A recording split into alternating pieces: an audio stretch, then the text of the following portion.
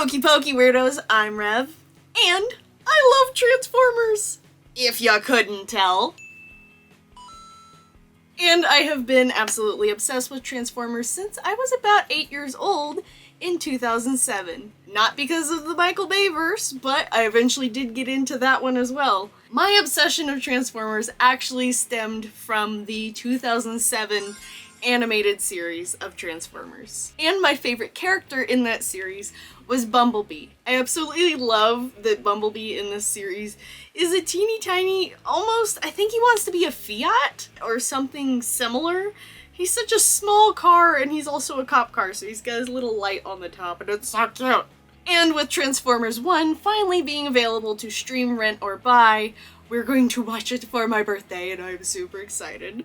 I thought it would be a good time to tell the story of my Bumblebee costume that never was. And with the concept of the costume kind of done and over now, I do want to bring up a couple little talking points here and see if any of you are interested in me making a more long-form video of any of these concepts, because I have a whole bunch of little ideas coming up for Transformers videos, but I'm not sure if I can fully flesh out the ideas. So let me know in the comments if any of these concepts bring up a bit of interest for you.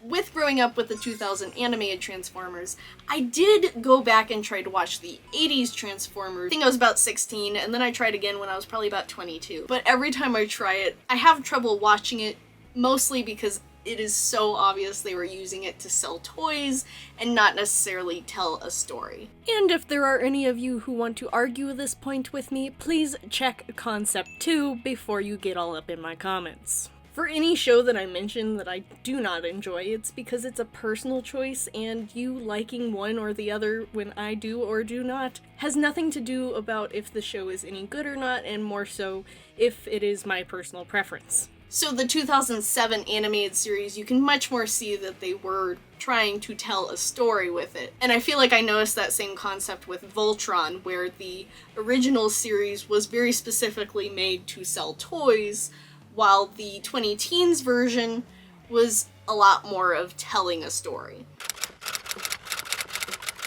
This brings us to the concept of rewatchability versus nostalgia. For an example, I don't really enjoy watching Ed, Edd and Eddy or Recess that much anymore. The only reason I really do watch it anymore is to sit there and go, ah, memories. But I can easily rewatch things like Transformers from 2007, as well as Bakugan, and a number of other kids shows that have the voice actors that I will list later. Because I can sit back and watch something objectively and say, you know, as an adult, personally, this does not connect to me so much anymore, because I've lived some life and these characters aren't part of who I am anymore. Other times I can sit back and watch a kid's show and go, wow, they actually did a pretty good job with this, even though it's for kids, I can enjoy it too. And that leads to the huge comparison between children's content versus family content. Pixar has done this so well, making content that is easily watched by the whole family rather than only made for kids. Also, with that really early 2000s, just before the 20-teens kind of animation, I miss it so much. I love the voice acting that came from it. Going through all of the voice actors that were on Transformers, these actors were also on so many other projects that were on Cartoon Network, Nickelodeon, so on and so forth during that time. Most of the voice actors from this Transformers were Hanna-Barbera voice actors at some point, because Prowl is Johnny Bravo. This voice actor's name is Jeff Bennett, and he is also known for characters like Brooklyn from Gargoyles or the dad from Dexter's Laboratory. We also have actors like David Kaye, known for being Optimus Prime. A various number of voices on Ben 10, as well as in a number of video games from that same generation, as well as he is Sashomaru from Inuyasha, and I cannot believe I forgot about that, because Sashomaru is one of my favorite cosplays. Then we have Bill, insert last name here because I do not want to butcher that. And he's known for playing Patrick Star. He is also Bulkhead on Transformers, and we recognize him from Gargoyles and plenty of other shows that we're not going to go through the whole list here. Tara Strong plays Sari, and she's known for playing a huge array of characters. Some of them being Timmy Turner, Tara from Teen Titans, and you can look at the images on the screen now for any other options. And even going back to the 80s, where we had Eeyore voicing Optimus Prime. This actor's name is Peter Cullen, and he is another generational voice actor with a long list of characters, and you can see them here on the screen. He voiced Optimus Prime for years, until Ron Perlman took over for him in the live-action series. Oh my gosh, I love it. I miss voice acting so much. It's so good, and it's not around too much anymore. It makes me sad. I was very happy that in Beasts, the female lead talks about how Optimus Prime is just a big brother looking out for his little siblings. Love it so much, because that was the way I've always seen Optimus Prime, because I was obsessed with the animated series first. Going into the Bayverse, you don't see that as much, and so many of the characters are extremely expendable. Although even when they tried to kill off Bumblebee and Beasts, I was like, yeah, that ain't happening. Because don't call it a comeback, Mama said knock you out. Don't call it a comeback! I've been here for years.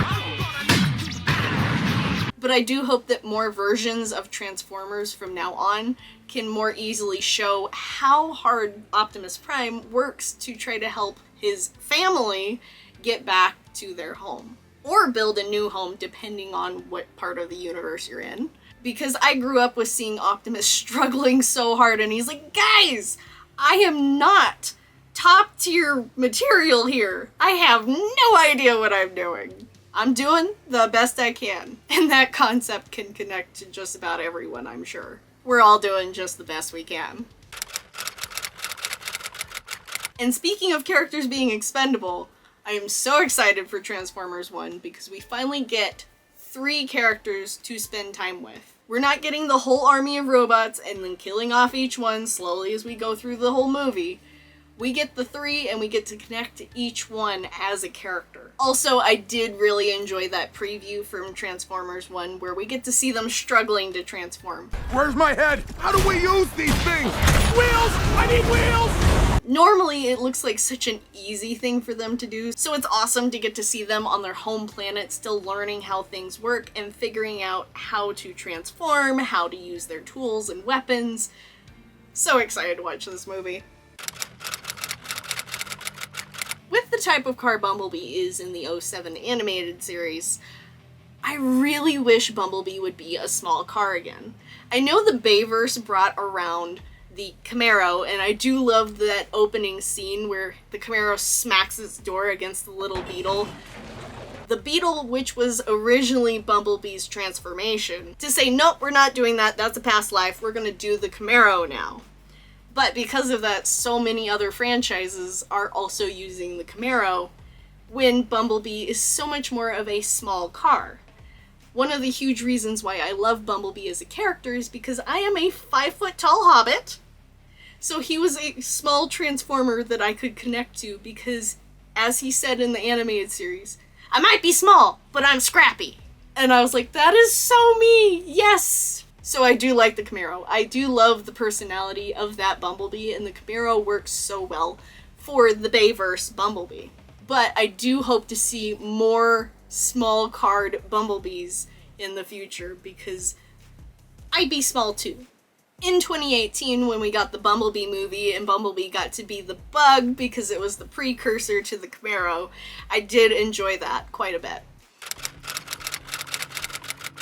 Also something with Peter, the voice actor of the original Optimus Prime, I heard a quote from him where he was talking about just before he was going to go audition to be Optimus Prime, his brother, who was a Marine and living with him at the time, stopped him before he got out the door and asked him, what are you gonna go audition for? Peter was like, well, I'm auditioning for a truck. Brother thought it was absolutely hilarious, and Peter goes, no. He's like a superhero. He's called a transformer. He transforms, and he's like a superhero action figure type of thing. So his brother said, well, if you're going to be a hero, don't do all that screaming, aggressive stuff, kind of like Arnold Schwarzenegger. Be strong enough to be gentle. Oh, that quote is so good. and it describes Optimus Prime so well. Yes! Love it so much. And thinking about the number of people who have voiced Optimus Prime since, we have Peter, Eeyore. Then we got Ron Perlman. I know a lot of people recognize him from Hellboy, which, be strong enough to be gentle, it can work for that character. But I more so recognize Ron Perlman from his part as Vincent in the 80s TV show of Beauty and the Beast, which that line works even better for that character, where he's so sweet and gentle, but he is very animalistic in protecting the people that he loves.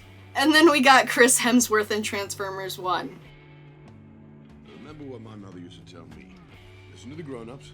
If you see anyone scared or being picked on, look after them, okay? Okay. Most of all, have fun. Gotcha. Okay, yeah, I will give it to you, Thor. Thank you. Strong enough to be gentle. Please let me know down in the comments who your favorite Transformer is and why.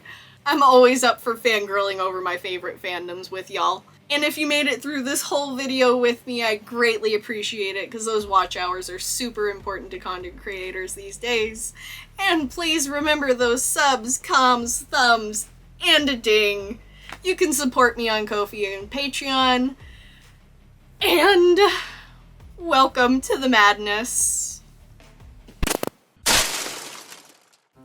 I did not grab water. That was not a smart move on my part. I need water. Oh, we got a blinking light. What was that? And Bumblebee is B7. 127? I think it's B127. He's my favorite character. I should know this, but I'm blanking so hard. Ha! I was right. It's B127. I can actually scooch over a smidgy. But I do hope that more I don't know. We're still good? Okay. Cool. We found the spot. Up. Get comfy. Get cozy. Get cross-legged so I can be in frame. A little more.